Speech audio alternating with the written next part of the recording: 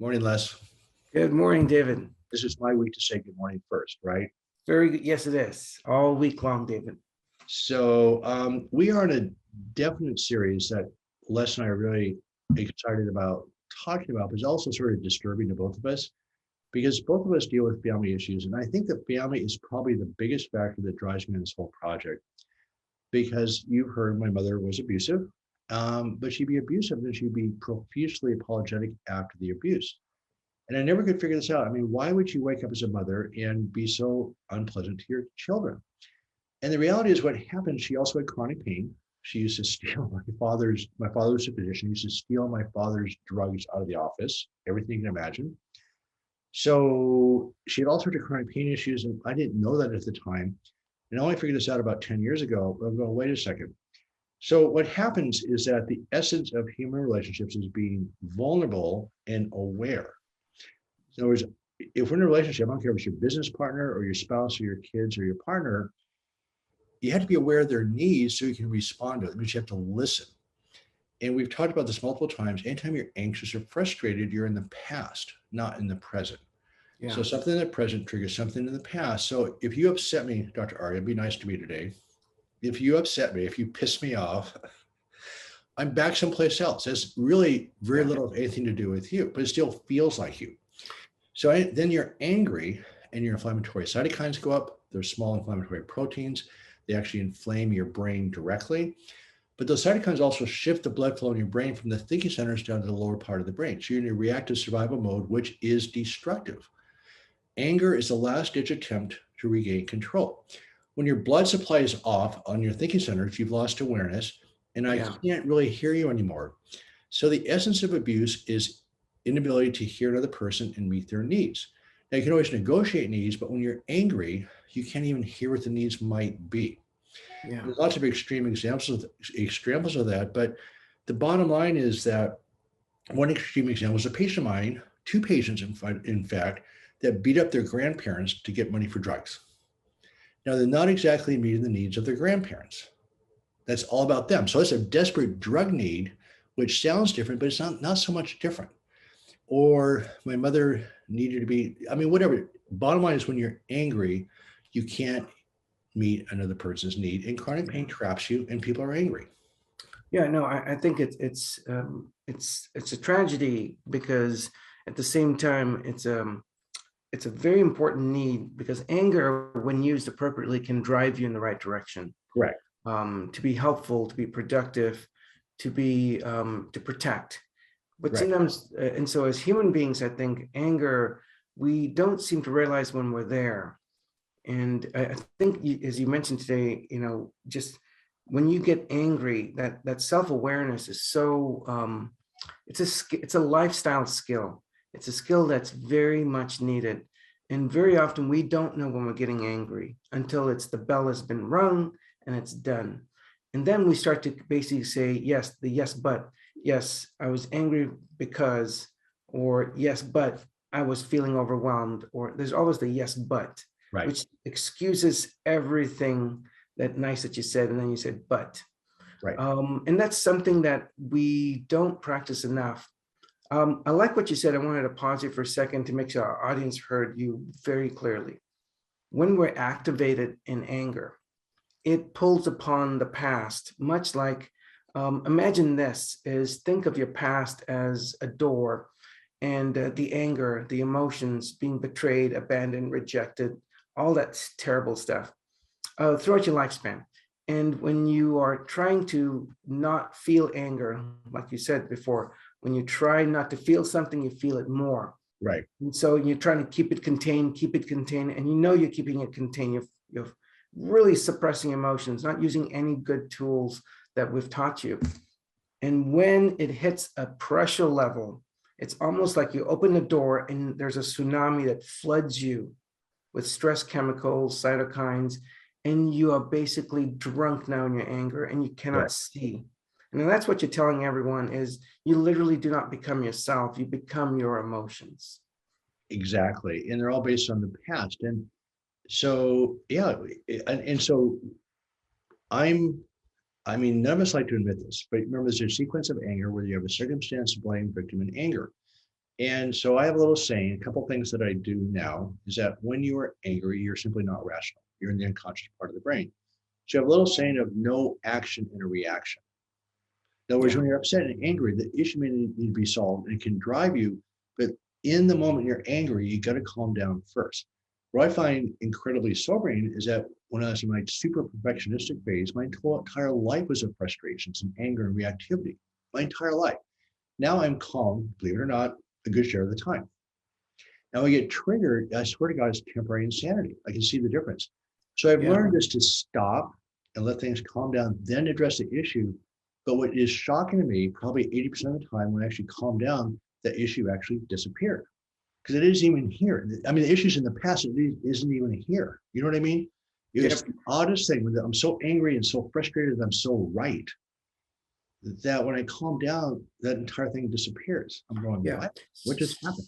So that's a very important thing that you just mentioned. Very often when we go from irritation to frustration to anger and sometimes even to rage, that's Right. when we really black out.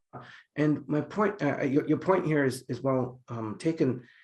I think most people don't seem to realize if they didn't reflect on the last time they really lost their, stuff. And it's almost like you were hypnotized in a trance on things done to you so there's a part of us we call the inner critics. Sometimes they say, don't let that person talk to you that way. You need to let them have it. Whenever someone loses their anger, it's often in the past. They've been controlled, manipulated, their needs were not met. So Right. there's a part of your mind that says you need to let them have it. No one will ever take advantage of you. The same manner when we have chronic pain, there's something inside of us called our inner critics that tend to speak, and we tend to over-identify with it. And it Right. can be very destructive when you're not able to separate from your thoughts, emotions, and even sensations. So, yeah, I agree with you. So we're going to be talking about many different layers of this: the kids, how to raise kids, how to talk to kids, how to talk to your partner, how to process your anger. Because you are correct. I mean, repressed anxiety is a big problem. We know repressed thoughts and emotions are a bigger problem than expressed thoughts and emotion. I mean, it really fires up your nervous system. But I'm going to give you one tool that I've used personally, I think with some success, and it's extremely humbling. I'm using it more now than I've used before. I think many of you heard me mention this book called A Way to Love by Anthony DeMello. And he has a chapter called Love Your Enemies, which means if somebody irritates you, you thank them because they just gave you a chance to practice your tools and gives you some insight in your own nervous system. So first of all, I'm triggered. Okay, Les, don't piss me off this morning. But I'm going to pretend you just triggered me. And I have to really intellectually understand it's me, not you. You just said something that really irritated me. And so I have to firstly create a little bit of space, go, okay, this is me, not you. It still feels like you. But if you act a certain way, maybe I said something or did something in a tone of voice that triggered you. And so what I'm doing now, which has been helpful, is that if people around me act a certain way, I start listening to my tone of voice. Was I sharp? Was I distracted? Was I actually talking to the person or talking about something else? Was I irritated to something else and it came across to this person? So my wife and I have a little saying called anger isn't attractive. So when she's upset, she's not that attractive, even though she's an attractive person. When I'm upset, I don't see it. Wait a second. So I'm assuming I'm not so attractive either.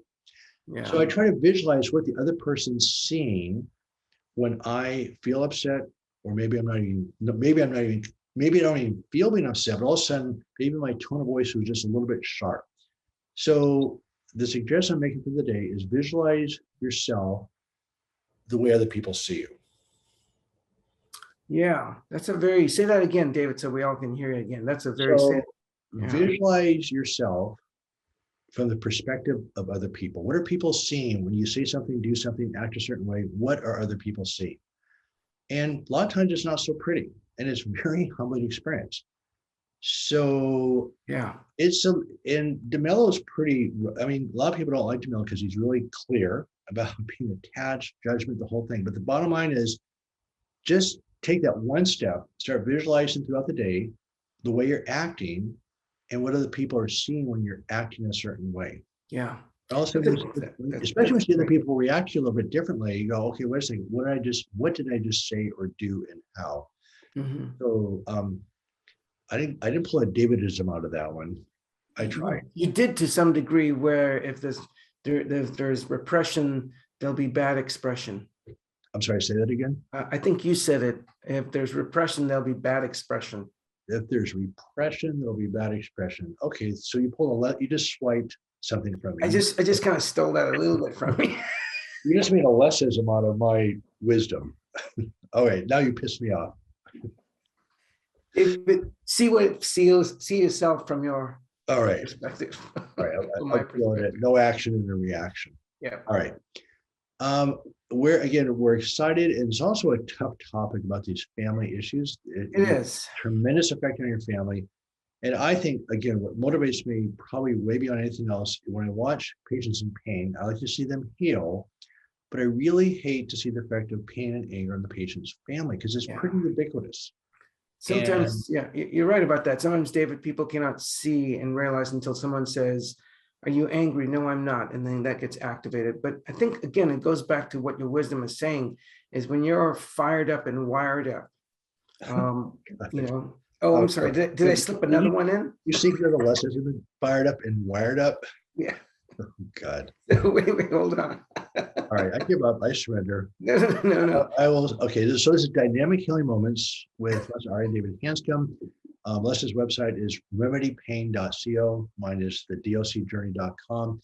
By the way, Les and I are doing another workshop in November, and the first workshop we did last weekend was about sort of de-energizing these really tough circuits and inner critics.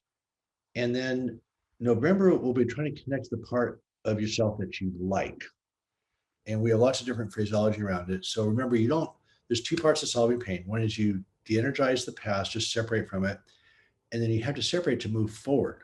But you can't, if you're doing just one or the other, it doesn't work. So we're excited about the second workshop in November. You'll get some announcements shortly. Anyway, let's have a great day. Yeah, you too, David, and everyone have a great one. Take care.